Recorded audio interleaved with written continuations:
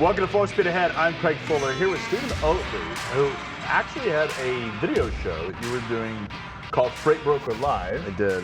Which is really a video cast talking about what freight brokers are contending with. Right. Yeah. It started kind of on accident, just as a way to express the broker side of things. You know, like I said, I'm a little bit unique in the way I look at the industry because I used to be a carrier. So I have a different perspective. So I went on the broker side. I went carrier first as my kind of pitch, I guess, and so it worked. And this is on your video show. Yeah, this is on the videos. Yeah. Really carrier centric or pro broker centric? No, it's pro carrier centric. A lot of brokers didn't like it because for one, I'm a volume broker, so I did things a little bit differently. But I took a lot of I spent a lot of time just trying to show how important it is to treat a carrier like a customer, and I did that as a broker, and so I think that made the show better because I was putting it out there and saying, hey, listen, not all brokers are just out there to get money. Here's a different perspective, and it also, you see a lot of truckers on YouTube and things like that, but you don't see the broker's perspective, and so that's one of the reasons why I started the show. Yeah, there's a lot of tension between the carriers and the brokers, and there's always this suspicion that carriers think brokers are always screwing them, and sometimes that is the case. Yeah. But oftentimes it's just a misunderstanding of how the business works, and frankly, carriers and drivers have a lot of opportunity and responsibility in the relationship as well, and so it's not just one way. Right. Yeah, I think transparency is the name of the game for me, and how I operated my brokerages and my agent programs and my carrier side even is just being very transparent, and that's what I wanted to, and that's what I still want to impress with the Freight Broker Live videos, and is try to be very transparent, give an honest insight on what it's like to be a broker, what it's like to be a carrier, because I did that as well, what it's like to be a driver, because I was a driver. So I think it's a unique approach, and it works. It's gotten a lot of positive feedback. I've watched the show. I've tuned in. Yeah. You've got an amazing following of people but you've been doing it just for a few months. This is not a long, since August. What made you decide to want to start your own show? I was frustrated.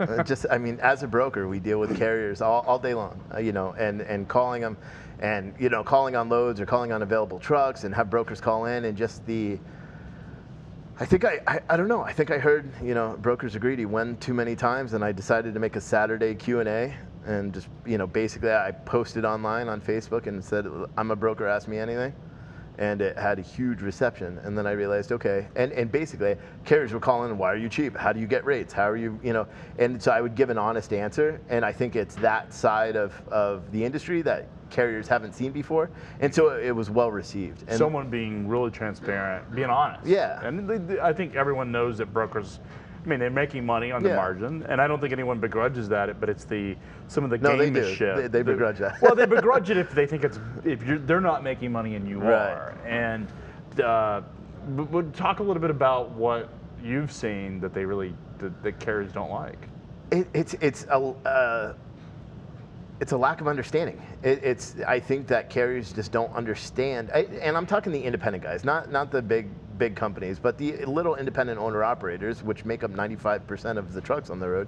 Those guys don't really have an understanding of what it's like to be a broker, what a broker actually has to go through, how they go about getting shippers, and I think that the major complaint isn't that rates are bad or capacity issues or even drivers, or the issue is that there's a lack of education in the transportation industry across the board, in my opinion, from new brokers that are going out there getting authority to carriers that just don't don't even know what they're doing. They have trucks and MCs and all that, and they're flying at the seat of their tail because they don't know they don't even know how to operate a trucking company. And then that's one of the, I think that's education is probably the biggest thing that's lacking in transportation. Last year anybody could make money. It was easy to make money if you had an authority and you had a truck. You didn't have to be that smart. And this year has sort of proved out who are the real survivors, who actually know what they're doing. Right. And not everybody who's suffering is not aware or smart. There might have been just decisions that were made in the past that are now still costing them. I think a lot of the people that are suffering are the ones that weren't really smart. I mean, in all reality, from the carrier's perspective, those are the guys that said, hey, rates are up, let's go buy this expensive truck and pay more than we should, and we're just gonna, say our cost to operate. It's our cost to operate is way higher than what it should be. Yeah. I mean, it's high anyway. The national average is very high compared to when I had trucks. Even last year, my cost was much lower than what they say the national average is now, and that's kind of it's hard. I mean, it's hard out there for people that are just starting a trucking side, and it's equally as difficult, if not more, for people that are just getting into the broker side and making that leap from an agent or from an employee to the broker side. I think there's a way that you should have to accomplish that, and I don't think people do it right now. So. Yeah, so I remember the first time you and I connected, there was a big shutdown. Yeah. You broke a story. I had not seen your show before. Right.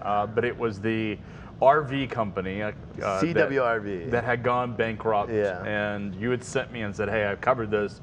And it was like a Friday night at 8 o'clock. Yeah. And I ended up digging in and wrote the story. I thought, well, appreciate you doing that. And then the next week you broke another story. Yeah. Which was Omnitrack's, their ELD devices were non-responsive and their network was down. Right. And then you did another story. Yeah. That was, I mean, you keep finding these stories, frankly, even before our own journalists at times. Yeah.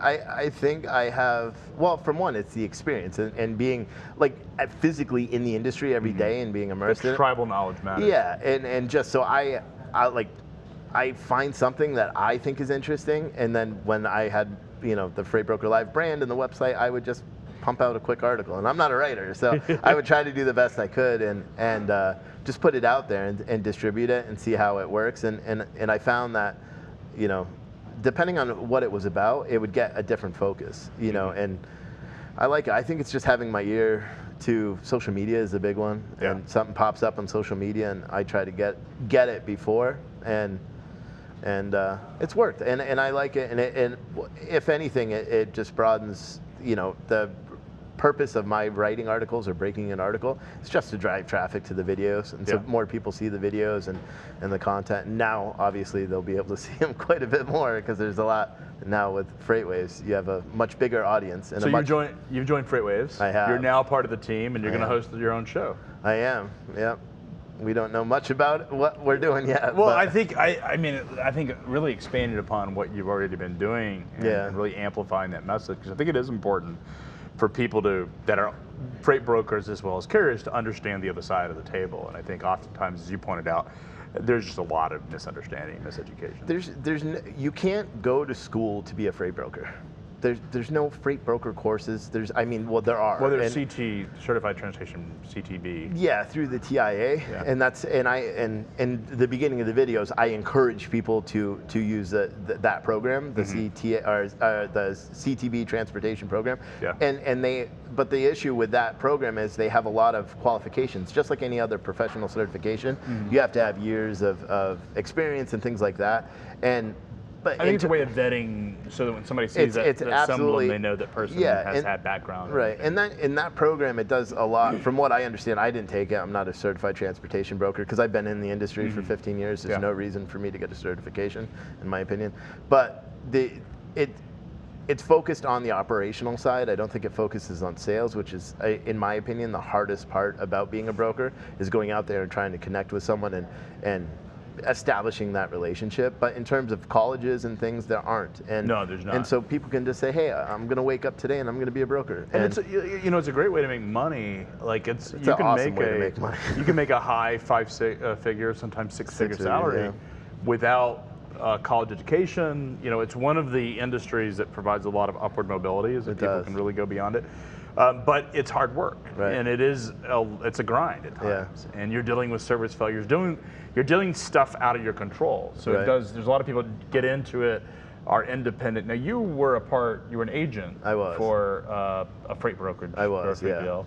And now as you rolled the show, you started to really fall in love with the show itself. The writing and the research that's involved with, making the show or writing an article, I found that, It's funny because after so many years of being a broker, I found that I really enjoy the research side, and now I can kind of connect it. Like when I would do sales as a broker, the research part of doing the sales, I excelled at. Doing company profiles and things like that. That I really excelled at that, and didn't necessarily the sales part. I'm okay. I could talk to anybody, but the research part I like, but I never connected. Until I started writing articles and even researching. I'm one of those guys that gets alerts for every single possible keyword of logistics, and so I get the alerts and I read it, and then I try to find out what would other people like to read, and so as I started making this content, I kind of slowly faded away from actually brokering freight, and then I reached that point where I either had to choose to continue on making videos and writing, or be a freight broker because I wasn't getting paid for the videos, and I chose the media side of things because for one, I think it's good to hear my perspective, and two, I think if people watch my stuff, not to put myself on a high horse, but they can learn something. And I think your stuff is amazing. It's beneficial to especially new people and the smaller level guys to get a good understanding of the industry from the eyes of someone who actually worked in it for a very long time. For sure. And now you're in Chattanooga. I am. You're in the process of relocating. How has that gone? It's good. It's a lot. It's a lot. I mean, my family's still in Florida, so yeah. Well, that's for me that I don't travel that much anymore, and so it's different. It's different because they're not there. We do a lot of FaceTime and a lot of video chat and stuff. But yeah, it's all part of the struggle, I guess. Yeah, for sure. Well, we're excited you're here, and we're looking forward to seeing what the show looks like. We're going to talk more deeper about that over the next couple of weeks as this sort of gets constructed. FreightWaves TV is going live very soon, full-time broadcasting, as well as you can watch Stephen's show, as well as every other show on FreightWaves TV.